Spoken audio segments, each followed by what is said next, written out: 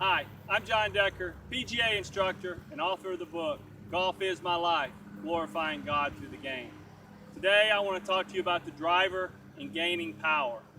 The most common question I get from my students is, how can I get more power with my driver? Now, sometimes it's a club fitting issue. That's something that you'll have to look and talk to your PGA instructor about. Many times it's a swing issue. One of the things that I see quite often is it being a setup issue. There's two things that I see typically for the average student that are very common in costing students distance. Number one is tee height. How high are you teeing the ball?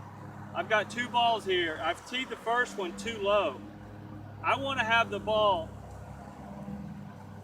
so that the club head is right in the middle of the ball, just like this. I want to sweep the ball off the tee. If I tee the ball up too low, I'm going to put too much spin on the ball, and the ball is going to tend to curve right or left. The other problem with teeing the ball too low is that quite often I will come in too steep because the ball is lower, and when I do that, I'll actually pop it up. So a lot of times, if you have a steep downswing, your tee height has a lot to do with it.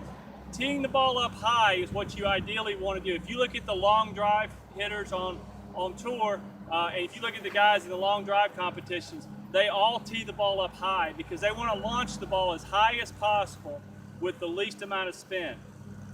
Those two combinations, a high launch angle with low spin, is what gives you maximum distance. If you tee the ball lower, you increase the spin, which makes the ball tend to divert to the right or left, and you're going to lose power. So you don't want to tee the ball lower.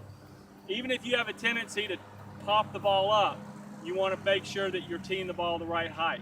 A lot of times when I see people who pop the ball up, they tee the ball lower, which actually encourages them to hit more down on the ball.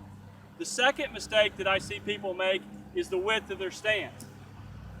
If you have a narrow stance, your shoulders are going to be level, you're going to tend to get out in front of the ball too much, and you're not going to be able to launch the ball high enough.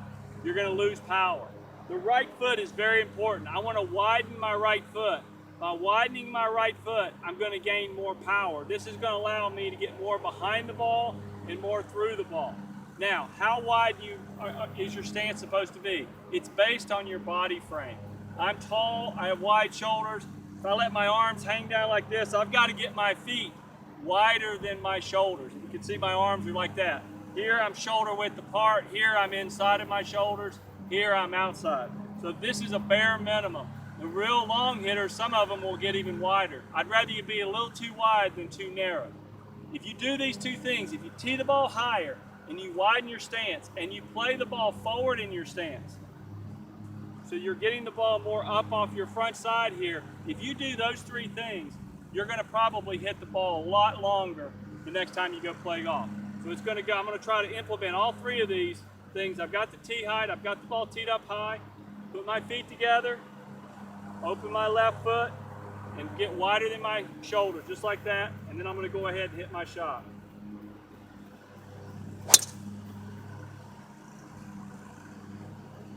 Try to implement these setup changes into your game, and you're going to gain power with your driver.